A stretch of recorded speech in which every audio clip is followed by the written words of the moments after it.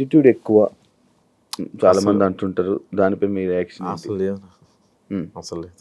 మీరు చేసిన వీడియోలకి ఎప్పుడైనా నెగిటివ్ ట్రోలింగ్ అయ్యిందా? ట్రోలింగ్ కావాలా, దేవుడి దేవాల నెగిటివ్ కమెంట్స్ కూడా రావు శివ. అది చాలా ప్లస్ పాయింట్ నాకు. వచ్చినా కూడా చెత్తనా కూడా ఏం చేస్తున్నా, ఎన్ని రోజులు రిలీజ్ చేయలేదు, ఇలా తిడతారు. అందులో కూడా లవ్ ఉంటుంది. అరే ఫస్ట్ దీన్ని తీసేది బొక్కలా ఉంది, దీన్ని తీసే ఫస్ట్ దీని అంటారు. అరే నేను బాగాలేను కదన్నా, ఏందన్నా వేరు అనుకుంటాను నేను, ఇట్లా అంటారు. కాకపోతే కొన్ని దగ్గర రిలీజ్ అయిన దగ్గర హర్ట్ అయ్యేవాళ్ళు, దానికి కారణం ఉండేది కాదు. ఇప్పుడు మీకు ఎగ్జాంపుల్ చెప్తాను నేను. మొన్న ఏదో భగవద్గీతని ఏంటన్నా చనిపోయినప్పుడు పాట, చచ్చిపోయిన శవాల ముందు వేయాల్సిన పాటని ఇప్పుడు వేస్తావు ఏంటన్నా అంటే, నాన్న కరెక్ట్ చేస్తాడు. శవాల ముందు వేసుకున్న పాట అయిపోయిందిరా, భగవద్గీత అనేది చదవాలి, నేర్చుకోవాలి నాన్న చెప్తాడు. అది ఎవరికి అర్థం కాల, ఎవరికి అర్థం కాల. వాడు ఎవడు చెప్పాడు రా శవం ముందు వేసుకునే పాట ఎలా అంటావు నువ్వు, భగవద్గీతను ఎలా అవమానిస్తాను, చాలా మనోభావాలు హర్ట్ అయ్యాయి. రిప్లై ఇద్దామని చెప్పి అయిపోయా. అట్లా నెగిటివ్గా రెడ్డి గారి క్యారెక్టర్ చేసిన ఆయన ఏదో బ్రాండ్ ప్రమోషన్ చేశాడు. ఆయన ఏదో షాపింగ్ మాల్ది ఫేస్బుక్లో చేసుకున్నాడు. ఆయన అంతకు 5,000 10,000 ఇస్తారు పాపం. దాని కింద కమెంట్ చూసా, నీ మీద గౌరవం ఉండేది ఇలాంటి షోరూమ్ని ప్రమోట్ చేయడం వల్ల నీ మీద ఉన్న గౌరవం పోయిందని. ఎవరు తిండి పెడతారు? అవును, ఎవరిస్తాడు? వీళ్ళు ఇస్తారా? ఫ్రీగా యూట్యూబ్లో చూస్తున్నావు కాక నువ్వు పే చేయట్లా. ప్రమోషన్స్ చేయడం తప్ప? కొన్ని రాంగ్ ప్రమోషన్స్ ఉన్నాయి. అది నేను చేయట్లేదు కానీ పరోక్షంగా నేను చేస్తాను. అది నేను చాలా నేను రిగ్రెట్ ఫీల్ అవుతాను పడుకున్నాను. కానీ కంపెనీ నాది కాదు, ఆయన జస్ట్ వీడియో తీసి వాళ్ళకి ఇవ్వడం వరకు. అది రాంగ్ గైడ్ చేస్తాను, మిస్లీడ్ చేస్తామని ఒక్కొక్కసారి అనిపిస్తుంటుంది. నార్మల్ ప్రమోషన్స్ ఎందుకు చేయకూడదు? ఎట్లా వస్తాయి అబ్బా డబ్బులు వీళ్ళకి? నేను ఒక షర్ట్ 2 రోజులు వేస్తే అన్న కార్డు ఇస్తాము, ఇంకో షర్ట్ కొనుక్కోవాలని కమెంట్ పెట్టిన వాళ్ళు ఉన్నారు. మరి డబ్బులు ఇస్తాడు. Thank you. సరే, నేను అడుగుతా ఇప్పుడు, what is your relationship status Shiva? Single bro. ఎందుకని? నాకు తెలిసి ఒక అమ్మాయి రిలేషన్లోకి వచ్చినా కూడా అమ్మాయిని ఇంటర్వ్యూ చేస్తే ఎవరు అలా భయపడిపోయిన వాళ్ళకి ఎందుకు చేయలేదు, ఎలాగెందుకు చేస్తా అలా భయపడిపోయి కూడా నా దగ్గర రాని వాళ్ళు ఉన్నారు. అవునా? ఈడితే ఎందుకు రావు మనకు వచ్చిన గోళ అనుకుని బిగ్ బాస్కి వెళ్ళావు అంటే యాంకర్ నుంచి ఇంకొక ఫేమ్ కూడా ఇంకో వైపు నుండి వచ్చింది, ఫ్యామిలీస్ దగ్గర అయ్యావు. మరి సంబంధం రాలే? చెల్లి ఉంది, చిన్న 8 years డిఫరెన్స్ నాకు చెల్లికి. 8 years డిఫరెన్స్ ఉంది, పెళ్లి చేసుకోవచ్చు. చెల్లి పెళ్లి చేయాలి కదా, చెల్లి పెళ్లి చేసుకుని చెల్లి పెళ్లి చేయొచ్చు కదా. 8 years డిఫరెన్స్ ఉంది కదా, ఎంత నేను చేయాలి తప్పదు మా సైడ్ అంతే. చెల్లి నాకు. ఏం చదువుతున్నారు ఆవిడ? బీటెక్. అని చాలా టైం ఉంది. సరే, ఎందుకు రిలేషన్షిప్ స్టేటస్ సింగిల్?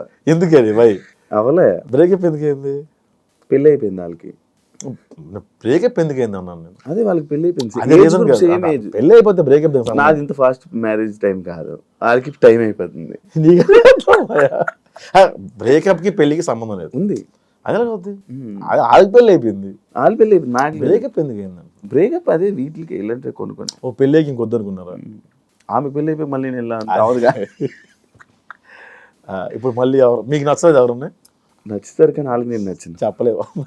నచ్చుతారు కానీ వాళ్ళకి నేను నచ్చింది. అలా ఎందుకు?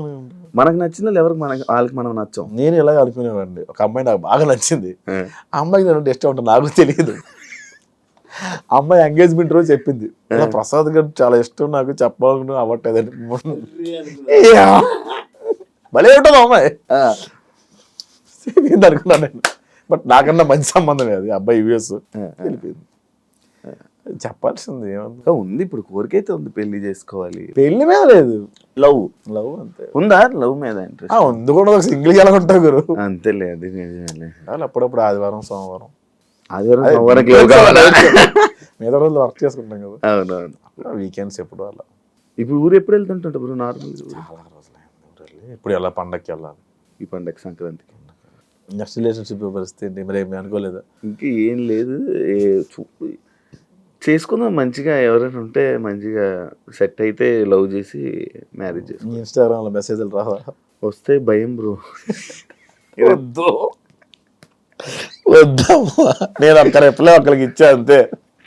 ఏమైంది? వచ్చేసారు అలా నెంబర్ కనుక్కొని. అవునా?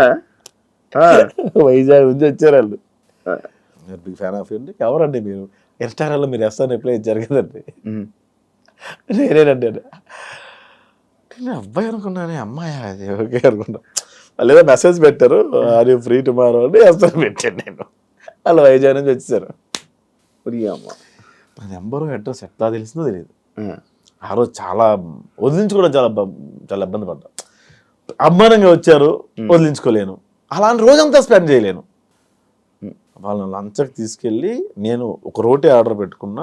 వాళ్ళందరూ ముగ్గురు వచ్చారు. యాక్చువల్గా ముగ్గురు అమ్మాయిలే. వాళ్ళు తింటున్నారు. రోటీ స్పీడ్గా తినేసి మనకి మొబైల్ తీసి రింగ్ టోన్ ఆన్ చేసి యా వస్తుందా బయలుదేరుతుంది యా అని చెప్పి అనేసి వెళ్ళి జంప్ చూస్తే చేయడమ్మా. అది చూస్తే వాళ్ళకి ఇబ్బంది తెలియాలి కదా.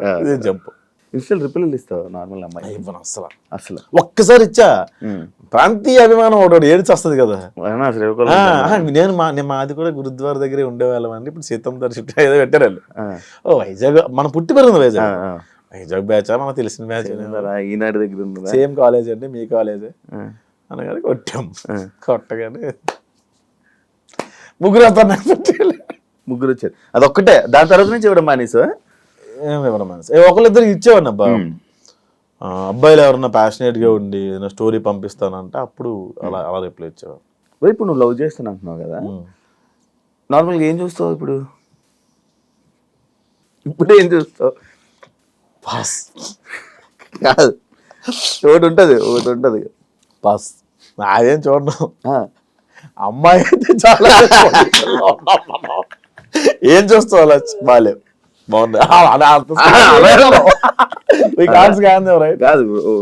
తను ఇలా మంచి మాట్లాడుతుంది, అరే మంచి చూసుకుంటున్నట్టు. మంచి అక్కడ ఎక్స్పెక్ట్ మనలో లేదు వాళ్ళలో లేదు. ఆ రెండు బూడిదే జోగి అసలు మంచి ఇది అందం. మంచి అనేది అబద్ధం. అబ్బో అందం మరీ నాలా ఉండకూడదు. నాలా ఉండకుండా బాగానే ఉంటే పర్లా. కలరా నాలా ఎలాగో ఉండకూడదు, ఏ యాంగిల్లో ఉండకూడదు. నీకే కావాలి చెప్పు. ఎవరు? బాగా నీకు కొన్ని టేస్ట్లు ఇంటర్వ్యూ చూసాను నేను. ఎట్లాంటి వాళ్ళకి ఇంటర్వ్యూస్ ఎట్లాంటి వాళ్ళు చేసినావయ్యా.